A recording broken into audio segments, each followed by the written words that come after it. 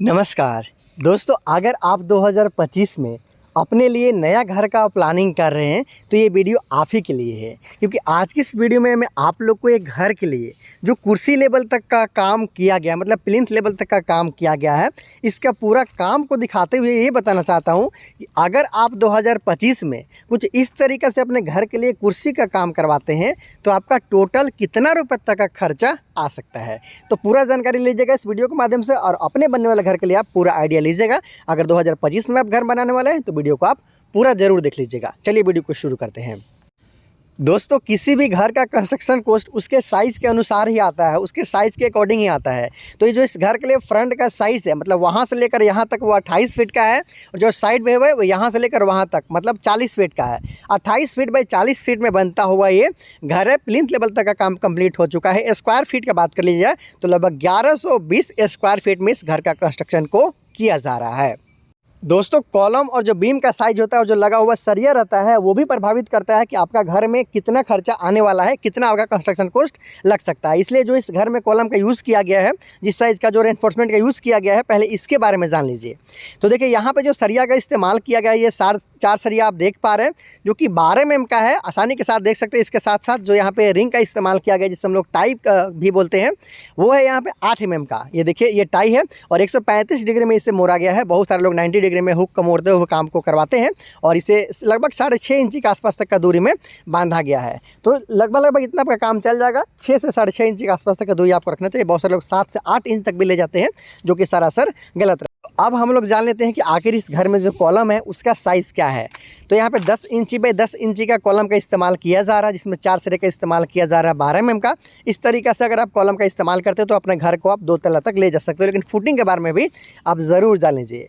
घर का यहाँ पे जो प्लिंथ का लेवल है वो तो लगभग 3 फीट के आसपास तक का, लेकिन ग्राउंड के लेवल से नीचे में लगभग 4 फीट के आसपास तक का गड्ढा खोदा गया। वहाँ पर 4 फीट बाई 4 फीट का यहाँ पर फुटिंग का काम भी किया गया और इसमें जाली का इस्तेमाल किया गया है 10 mm का। तो 4 फीट बाई 4 फीट का यहाँ पे नीचे में लगाया गया जाली। उसके बाद फुटिंग का काम किया गया ज़मीन से 4 फीट नीचे में। तो इस तरीक़े से 4 फीट बाई 4 फीट का अगर आप फुटिंग का काम करवाते हैं, 10 इंच बाई 10 इंच का कॉलम लगाते हैं, 4 सरे का इस्तेमाल करते हैं 12 mm का, तो ईजिली आप अपने घर को 4 तला तक ले जा सकते हो। अगर टोटल नंबर ऑफ कॉलम का बात कर ले तो इस लैंड में आपको देखने को मिलता है 5 कॉलम। चलिए मैं आपको डिफरेंट एंगल से भी दिखा देता हूँ, क्योंकि कॉलम की संख्या पे भी डिपेंड करता है कि आपका घर का खर्चा कितना आएगा बनाने में। उसके साथ साथ इस लैंड में अगर आप इस तरीक़े से कॉलम का संख्या का बात कर ले तो यहाँ पे बिल्कुल सीध में कॉलम लगाया गया है। आप यहाँ पे देख सकते हो 4 कॉलम यहाँ पे है और इसके साथ साथ फिर 4 कॉलम है वो यहाँ पे है। तो यहाँ पे 4 और उसके साथ साथ फिर उधर 5, टोटल 13 कॉलम के साथ में 1120 स्क्वायर फीट का काम यहाँ पे किया जा रहा है। आसानी के साथ यहाँ पे आप देख पा रहे हैं। तो दोस्तों, कॉलम के बारे में तो हम लोगों ने जान लिया है। अब जान लेते हैं कि यहाँ पे जो प्लिंथ बीम का काम किया गया है उसका साइज़ क्या है। इसके बाद हम लोग जानेंगे कि 2025 में अगर आप इस तरीके से काम करवाते हो तो कितना तक आपका खर्चा आ सकता है। क्योंकि किसी भी साइज़ का जो आप घर बनाते हो उसमें किस तरीके से कॉलम और बीम का काम कराते हो उस पर डिपेंड करता है कि कितना आपका खर्चा आएगा। इसलिए मैं आपको पूरा पार्ट वाइज बता देता हूँ। तो 10 इंची बाई 10 इंच का यहाँ पे देख पा रहे हो कि प्लिंथ बीम का काम भी यहाँ पे किया जा रहा है और प्रत्येक बीम का साइज़ यहाँ पे सेम रखा गया है। जहाँ पे ये देखिए, जैसे कि इस घर के लिए जो ब्रिकवर्क का काम किया जाएगा वो भी 10 इंच का है। डेप्थ का बात कर ली जाए वो भी 10 इंच का है, मतलब 10 इंच बाई 10 इंच का बीम का काम यहाँ पे किया गया है। हालाँकि जहाँ पे बाहरी दीवार किया जाएगा उस बीम का साइज़ भी 10 इंच का है, अंदर में भी 10 इंच बाई 10 इंच का भी ये सारा बीम आप देख पा रहे हो। बहुत सारे लोग अंदर में जो 5 इंच का दीवार करते हैं वहाँ पे जो उसका चौड़ाई होता है बीम को उसको घटा देते हैं। तो आपको कुछ इस तरीके से काम को करवाना चाहिए। ऐसा काम करवाना सबका मजबूती काफ़ी आता है। और 12 mm का 4 सरिया के साथ में यहाँ पे जो बीम है उसका काम किया गया है और मिट्टी का भराई तक का काम आप यहाँ पे देख पा रहे हो कि लगभग कंप्लीट हो चुका है। 12 mm का 4 सरिया के साथ में यहाँ पे कॉलम और बीम में काम है वो किया जा रहा है और 2 तला तक इस घर को आने वाले दिन में ले जाया जाएगा।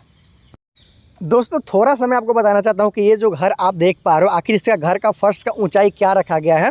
तो देखिए, प्रत्येक जगह पे बराबर ऊंचाई नहीं है। अगर यहाँ पे बात कर लिया जाए तो लगभग 3.5 से 4 फीट तक का भी ऊंचाई है और उधर का बात कर लिया जाए तो कहीं पे 2.5 से 3 फीट के आसपास तक का भी यहाँ पे ऊंचाई रखा गया है, क्योंकि एक तरफ ज़मीन ऊंचा है दूसरी तरफ नीचा है। एवरेज हाइट का बात कर ली जाए तो लगभग 3 से 3.25 फीट के आसपास तक का हाइट यहाँ पे प्राप्त किया गया है। मिट्टी वगैरह पूरा भरने का काम यहाँ पे कंप्लीट है वो कर दिया गया है। प्रत्येक कॉलम में देखेंगे तो 4 सरिया का इस्तेमाल और बिल्कुल बिल्कुल उसी साइज़ का कॉलम के साथ में यहाँ पे बनाया जा रहा है। चलिए मैं आपको पीछे चल के जो इस घर के लिए सीढ़ी का काम किया जा रहा है उसके बारे में भी थोड़ा सा बता देता हूँ, थोड़ा सा दिखा देता हूँ। तो देखिए बीम से ही कुछ इस तरीक़े से सीढ़ी यहाँ पे बनाया जाएगा। इसके लिए स्पेशल जो हम बेस बनाते हैं उसको नहीं काम करते हुए बीम से निकाला जा रहा सीढ़ी। ऐसा काम करने से आपका कंस्ट्रक्शन कॉस्ट थोड़ा कम आता है। और इस तरीक़ा से लगभग 11 जो सरिया है 12 mm का, उसके साथ में यहाँ पे जो सीढ़ी है उसके लिए सरिया को निकाला गया। इसी सरिया को मोड़ते हुए पहला फ्लाइट पार्ट बन जाएगा सीढ़ी के लिए, फिर लैंडिंग बनाया जाएगा दूसरा सरिया, उसके बाद फिर तीसरा सरिया से घर के छत पे इस सीढ़ी को ले जाया जाएगा। तो इस तरीक़े से ये काम आप देख पा रहे हैं। उम्मीद है कि इस घर को देखते हुए आपको अपने बनने वाले घर के लिए ज़रूर आइडिया है वो लग गया होगा कि किस तरीक़े से आपको काम को करवाना है। तो दोस्तों अब हम लोग जान लेते हैं कि अगर 2025 में हम लोग इस तरीक़े से घर के लिए प्लिंथ लेवल तक का काम करवाते हैं तो कितना रुपये तक का खर्चा आ सकता है।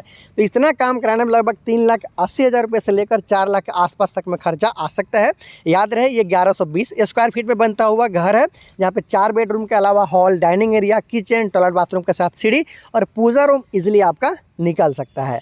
जो मैं खर्चा बता रहा हूँ 3,80,000 रुपये से लेकर 4 लाख, इसमें लेबर कॉस्ट के साथ साथ मटेरियल कॉस्ट को भी इंक्लूड किया गया। मतलब इतना काम कराने में टोटल आपका 3,80,000 रुपये से लेकर 4 लाख के आसपास तक में खर्चा है वो आ सकता है। तो उम्मीद है इस बनते हुए घर को देखते हुए आपको अपने बनने वाले घर के लिए ज़रूर आइडिया लगा होगा कि किस तरीके से काम करवाना है और कितना तक आपका खर्चा है वो आ सकता है। एक बात और बता दूँ कि अगर आप अपने घर के लिए नक्शा बनवाना चाहते हैं तो डायरेक्टली मुझसे बात करते हुए आप अपने घर के लिए नक्शा का काम करवा सकते हैं, नक्शा निकलवा सकते हैं। नंबर यहाँ स्क्रीन में शो हो रहा है, आप व्हाट्सएप के जरिए भी मुझसे बात कर सकते हैं। तो बहुत जल्दी मिलते हैं अगले वीडियो में, तब तक ले दीजिए इजाज़त, नमस्कार।